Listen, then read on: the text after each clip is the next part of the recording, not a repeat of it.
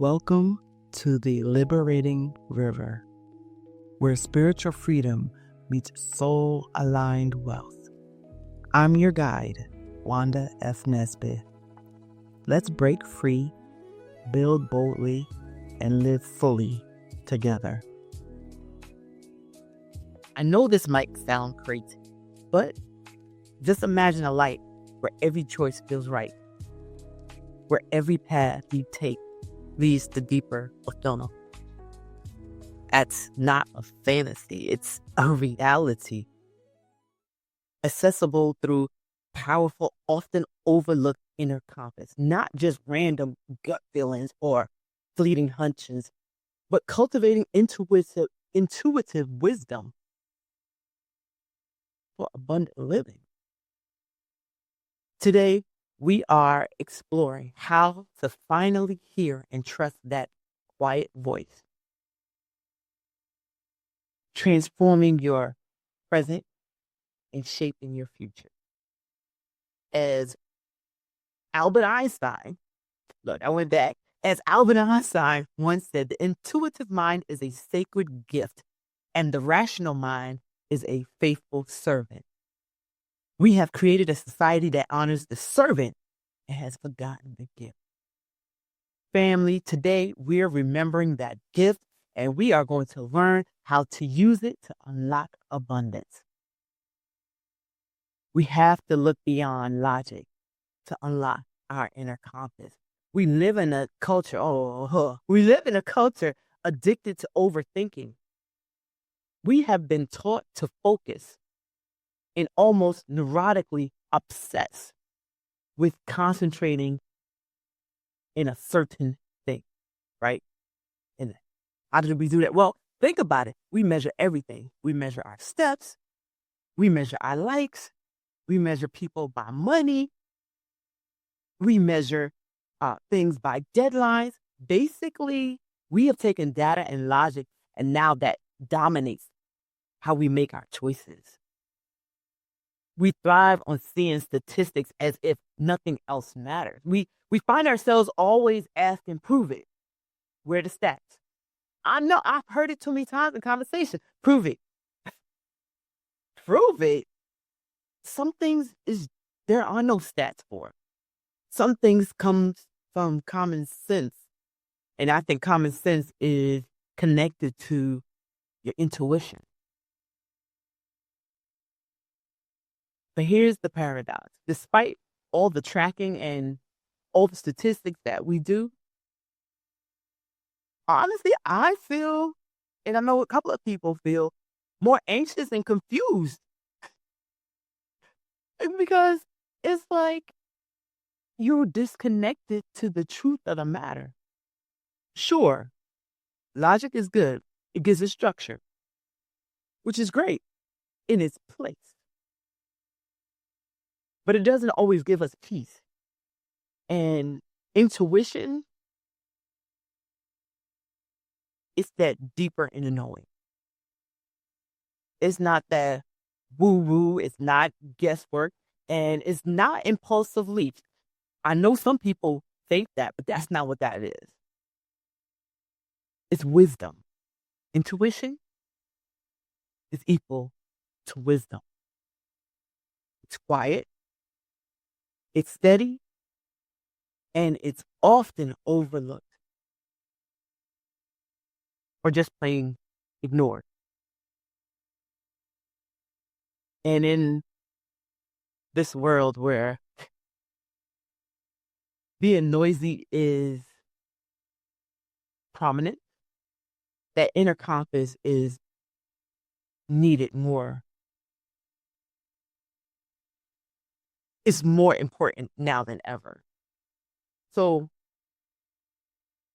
when headlines scream uncertainty, when finances feel shaky, when relationships feel pressure, intuition is that voice that leads and guides you. Intuition, it says, this is the way. Walk here. Do this. And it's more of a calming and a reassuring voice that's within inside of you. If you haven't done so, listen, check out episode 5, where I'm talking about reclaiming your inner authority. Your inner authority is your intuition. Gerd G. Gerinzer, a psychologist and the author of Gut Feelings, he wrote in there, he reminds us that intuition isn't irrational. It's our brain's ability to make smart decisions by recognizing patterns long before logic catches up. I found that amazing when I saw that. I was like, wow, that's a unique way to look at it. Basically, how I took that, intuition is an internal knowing. So if intuition is not random or fluffy, how do we know when it's speaking?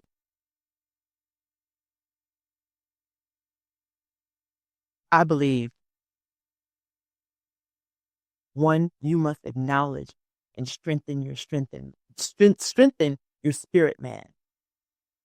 Once you start to develop that, again, that's your inner authority. Once you start to develop that, then you'll be able to hear it when it does speak. So, what about those signals within? How does that play a part? How do we start to develop it? Well, you have to recognize those intuitive whispers. As I previously said, intuition is that inner knowing. That's your true essence. Your intuition shows up differently than fear, ego, or impulse. I have been talking about this in the last couple of episodes. Fear constricts, right? It tightens your chest. You might get a headache. Your options seem more discombobulated. It's a lot of things that happen when fear is in the middle of it. Let's not even talking about the ego. Your ego defends, right? It pushes you to prove a point or to avoid shame, in my opinion. And of course, impulse, well, it feels restless, urgent.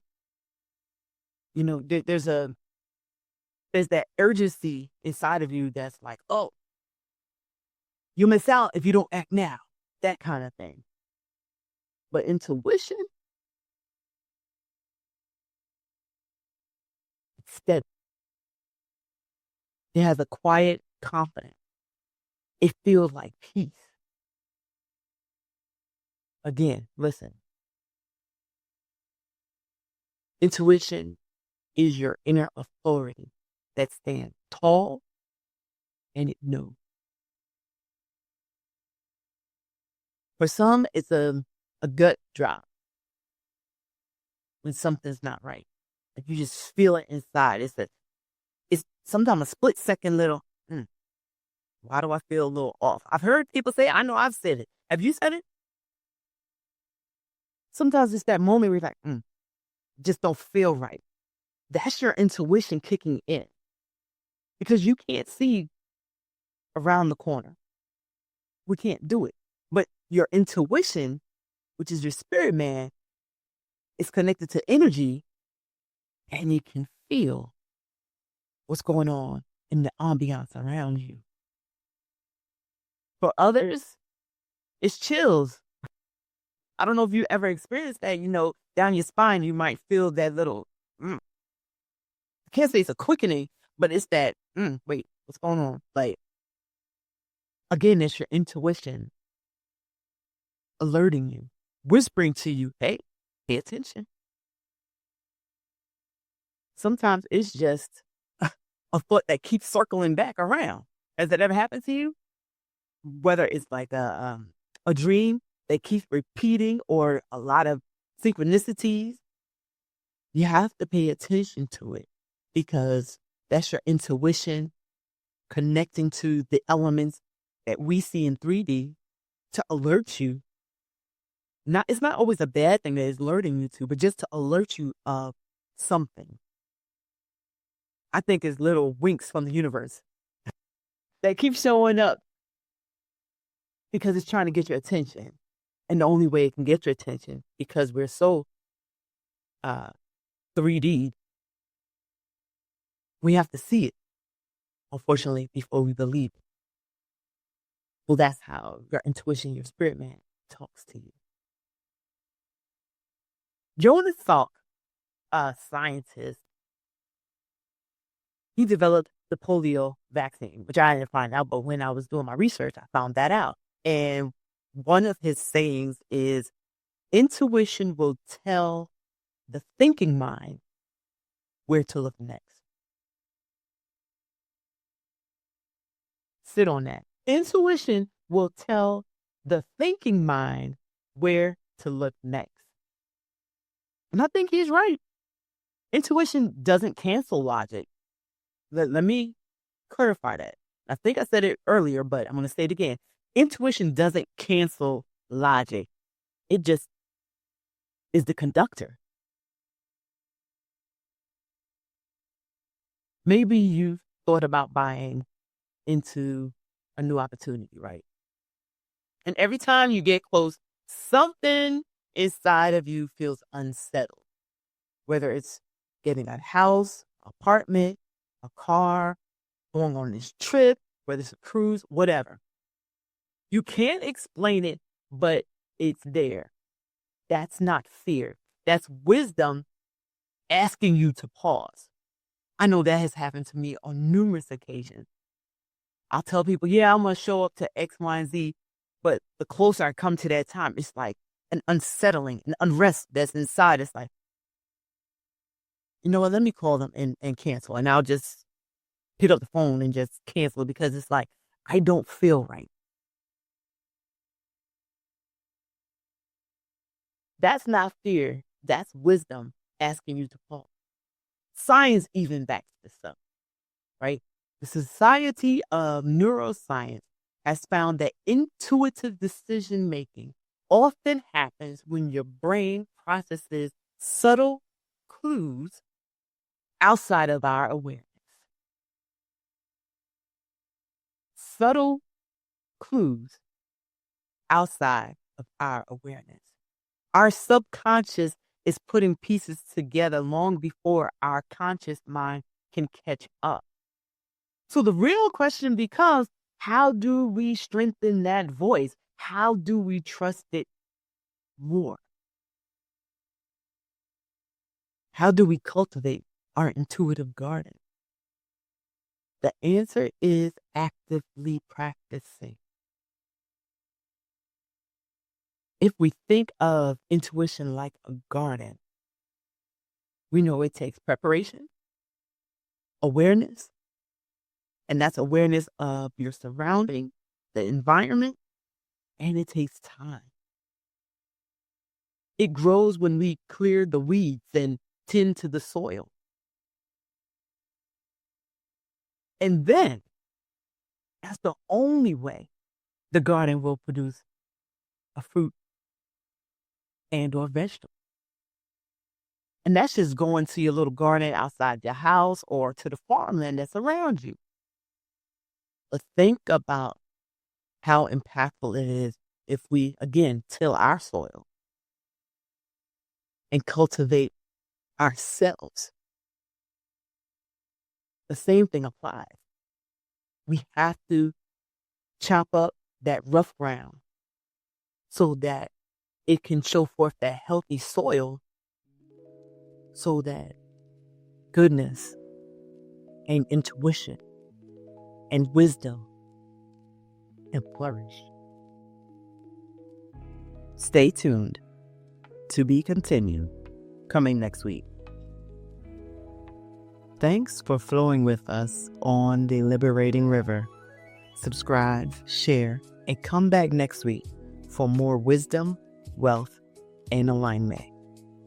Stay free, stay grounded, stay bold.